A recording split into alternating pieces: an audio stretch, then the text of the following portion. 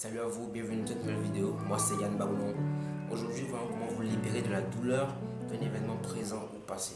Alors, Marc Aurèle, qui est l'un des grands empereurs romains et pour qui j'éprouve une grande admiration, avait un dicton qui disait: donne-moi le courage d'accepter les choses qui sont, la force de changer celles que je peux et la sagesse de distinguer l'une de l'autre.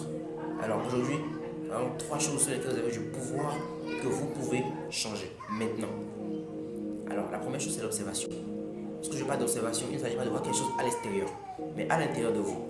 Lorsque vous repensez à un événement douloureux, quelles sont les sensations que vous éprouvez? Que voyez-vous? Qu'entendez-vous? Et le but est de prendre conscience de ces éléments. Lorsque vous arrivez, quand il se passe, vous arrivez à prendre du recul. Et ces sensations que vous avez sont comme celles d'une autre personne en face de vous qui vous raconte ses déboires, son stress, son anxiété. Voyez-vous? La deuxième chose, c'est vos perceptions. Vos perceptions, c'est vos impressions premières par rapport à une personne, à un lieu ou à un événement. Avez-vous déjà perçu de rejet par rapport à une personne, à un parent, à un ami, alors qu'en réalité cette personne était aussi dans le besoin ou était très stressée? Et c'est cela. Une bonne manière pour arriver à changer de perception, c'est de vous poser la question: et si? Et si comme moi, cette personne était dans le besoin? Et si c'était qu'elle était très stressée?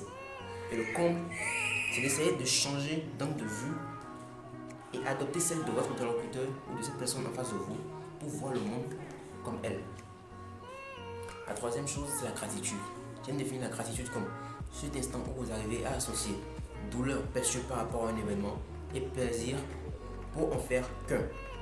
Alors, par exemple, peut-être êtes-vous en train d'accomplir une tâche cognitive qui vous frustre. Une bonne manière d'y arriver, c'est de focaliser sur vos mains, qui vous permet par exemple de taper, sur vos yeux, qui vous permet par exemple de lire, ou votre cerveau, qui vous permet d'accomplir déjà cette tâche. Et vous verrez que quelques minutes après, votre état émotionnel changera.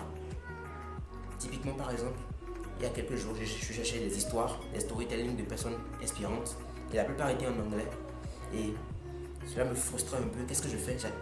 Je fais l'exercice, je me focalise sur mes mains, je me focalise sur mes yeux, je me focalise sur mon cerveau qui me permet, et mon background, qui me permet déjà de lire et de comprendre déjà le début des histoires et tout.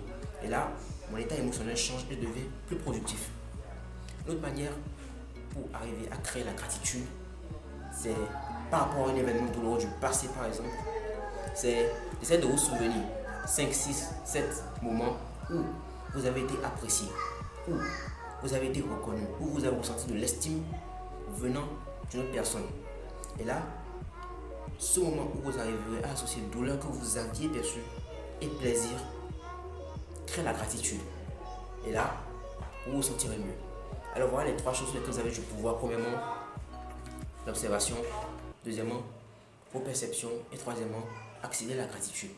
Voilà pour cette vidéo. N'hésitez pas à lâcher un like, des commentaires, des partages et on est ensemble.